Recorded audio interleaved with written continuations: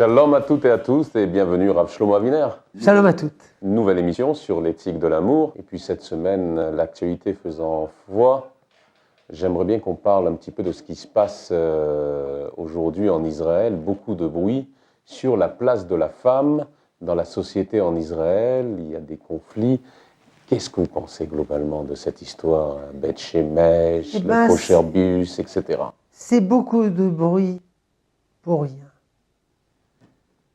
Alors il y a un imbécile qui a craché sur une fillette, et puis il y a un autre imbécile qui a injurié une dame dans l'autobus. Mais ça, ce sont des épiphénomènes. Ça doit être traité. Mais étant donné que c'est un événement mineur, il doit être traité par des procédés mineurs. Il n'y a pas besoin d'ameuter toute la presse. Si vous avez une égratignure, eh ben mettez-vous un sparadrap. Et puis n'allez pas pour ça à l'hôpital. Mais si vous êtes brisé les chines, il faut aller à l'hôpital. Alors, des espèces d'hirondelles noires de cet ordre, elles ne font pas le printemps. Si vous cherchez des problèmes graves relatifs au statut des femmes, alors il y en a. Il faudrait parler des femmes qui sont importunées dans l'autobus, dans la voie publique, qui sont importunées sexuellement. Il y en a qui prétendent que ça atteint 50%, 90%. Et des propos indécents prononcés à l'égard d'une femme, c'est aussi considéré comme une espèce d'une offense, un viol. Occupez-vous des petites fillettes qui sont frappées dans les écoles mixtes tous les jours, des centaines. Occupez-vous des filles juives qui sont emprisonnées par un mariage avec des Arabes. Ces Arabes les séduisent, puis après ils se marient avec eux, avec elles, puis après ils les frappent, ils les violent. Il y en a des milliers. Occupez-vous de la traite des blanches en Israël, des milliers. Ce sont des non-juives, mais ça n'a rien à voir. Des non-juives aussi. On n'a pas le droit de les opprimer, de leur dire venez en Israël, vous serez serveuse dans un restaurant. Puis là, on leur prend leur passeport, on les frappe, et puis on vend leur corps. Mais c'est un scandale. Alors, ça, c'est les vrais problèmes qui nécessitent que les journalistes s'en occupent. Mais les journalistes, ils ont peur, parce qu'il y a des forces derrière là. Alors, ils préfèrent s'occuper de Véti. Ça fait quelques années, il y avait une journaliste irlandaise, Veronica Garin, qui a lutté contre la vente de drogue à des enfants.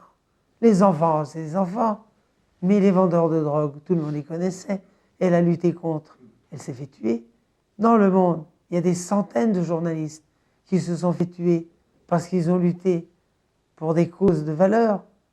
Et c'est pour ça qu'il faut enflammer tous les médias pour des bagatelles, faire de la bagatellisation à outrance ou faire de la généralisation à outrance, comme si tous les Haredim c'était des sauvages. Mais non, les Haredim, c'est des gens normaux. Mais des gens anormaux, il y en a partout. Et ce n'est pas une raison de peindre la télévision, le petit écran, avec des couleurs noires. C'est dommage qu'on n'entende pas toujours ce genre de réponse à la télévision, puisqu'il y a un incitement au niveau des médias, même au niveau d'Israël. Et c'est nous la télévision. C'est nous la télévision, si on passe à Mahon Meir. Donc, la Torah ne dévalorise-t-elle quand même pas la femme? Assurément non. Il est écrit au départ que Dieu a créé l'homme et la femme à l'image de Dieu. Ou plus exactement, il a créé l'homme, dans le terme général, à l'image de Dieu, et il a créé dans une modalité masculine et une modalité féminine. Ce qui fait la grandeur de l'être humain, c'est d'être à l'image de Dieu. Et sur ce plan, il n'y a aucune différence entre l'homme et la femme. Il y a des différences mineures, eh bien évidemment, sinon il n'y aurait pas besoin qu'il y en ait deux. Il y a une mère, il y a un père, etc. Mais en fin de compte, ils sont totalement égaux. Mais au niveau de cette sniout, qui a créé un petit peu ce problème, puisqu'ils ont voulu faire des kosher bis, quand on s'assoit dans un bus, il faut pas, il y a une femme qui vient s'asseoir à côté de vous, vous essayez de pas vous asseoir, donc c'est pour ça qu'ils ont essayé de mettre les garçons devant, les filles derrière, etc. Et la Cour suprême a tranché.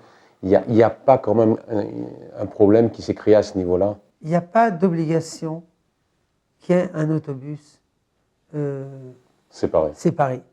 Des autobus hommes ou femmes, ou une séparation dans l'autobus. Si on veut le faire, eh ben, tout est pour le mieux dans le meilleur des mondes.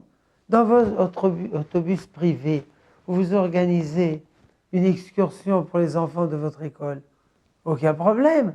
C'est très bien de le séparer. Mais on ne peut pas faire ça par la force. Alors s'il y a une femme qui refuse, c'est son affaire à elle. On ne peut pas exercer de la coercition dans le domaine public quand dans les moyens de locomotion qui appartiennent à toute la nation. Mais cette promiscuité dans le milieu du travail, vous êtes aussi beaucoup exprimé sur l'armée, les femmes, etc. Ça ne crée pas des problèmes? Comment gérer tout vient de là un petit peu. D'ailleurs, à propos de la première question, je me rappelle d'un responsable du grand sage aux États-Unis, le Rav Feinstein, qui parle de voyage en métro aux heures de... Comment ça s'appelle? De pointe. Aux heures de pointe. Et vous avez sûrement pris le métro à Paris aux heures de pointe. Et on est entassés comme des sardines. Comment faire? Eh bien, c'est autorisé. Il lui dit, c'est autorisé. C'est pas... il peut se faire qu'on se touche, mais c'est pas pour ça qu'on va dans le métro. Puis pas chacun a de l'argent pour se payer une voiture privée. Et à plus forte raison, être dans le même autobus, ben, c'est pas la mort du petit cheval. Maintenant, au travail, on a le droit de travailler au même travail, hommes et femmes. On doit se dispenser des remarques personnelles et privées. Il faut qu'il y ait des relations correctes, des relations de travail. Une fois, j'ai vu dans une école de Haredim, j'ai entendu à quelqu'un, il y avait une dame, vraisemblablement une maîtresse, qui est sortie. Alors l'homme qui faisait la garde lui a dit, madame, vous avez une belle robe. Alors il lui a dit sèchement, c'est pas votre affaire. Vous n'avez pas à me faire des remarques sur ce plan. C'est tout. Elle avait raison. Et dans l'armée? L'armée, les femmes, je ne sais pas ce qu'elles font à l'armée. Elles n'ont rien à faire à l'armée. Les hommes, ils savent très bien combattre sans femmes. Et si il est nécessaire qu'il y en ait, eh bien, il faut séparer. En France, on a séparé les hommes et les femmes, par exemple, dans les bateaux de guerre. Dans les bateaux de guerre, il y avait des hommes et des femmes. On a gardé les navires au port et on a fait une séparation intérieure qui a coûté beaucoup d'argent pour séparer les hommes et les femmes. Non pas parce que les Français, ils sont portés outre mesure sur la tsniout, nous les connaissons les Français, mais parce qu'ils comprennent très bien que mélanger les hommes et les femmes à l'armée, eh ben, ça cause dommage à la valeur militaire de cette armée. Alors, dernière question pour cette émission. Ouais. Raviner, l'école séparée, le travail séparé, l'armée séparée, les autobus séparés, la vie. On ne va pas rentrer dans le détail de ce que vous avez répondu. Comment on fait pour se marier? Eh ben, pour se marier... À la synagogue séparée, il y a une méritia. Comment on fait? Eh ben, écoutez, hein, on peut parfois en rencontre la compagne de séjour, hein, par des heureux hasards, à une bar mitzvah, à un mariage de quelqu'un d'autre ou à la station d'autobus. Et c'est très romantique et c'est très joli. Mais étant donné que le mariage, c'est quelque chose de sérieux, on ne peut pas construire ça sur des rencontres romantiques dans le train ou quelque chose comme ça. Il faut que les rencontres soient organisées à l'avance. Autrement dit, je demanderai à mon avis, à mon meilleur ami, peut-être que sa femme, elle a une copine pour moi, etc. y compris chatran, je ne sais pas comment dire en français. Marieur peut-être. Matchmaker en Matchmaker. anglais. Ils ont compris. C'est moins romantique, mais le romantisme, ça sera après la choupa. Merci pour cette émission de clarification.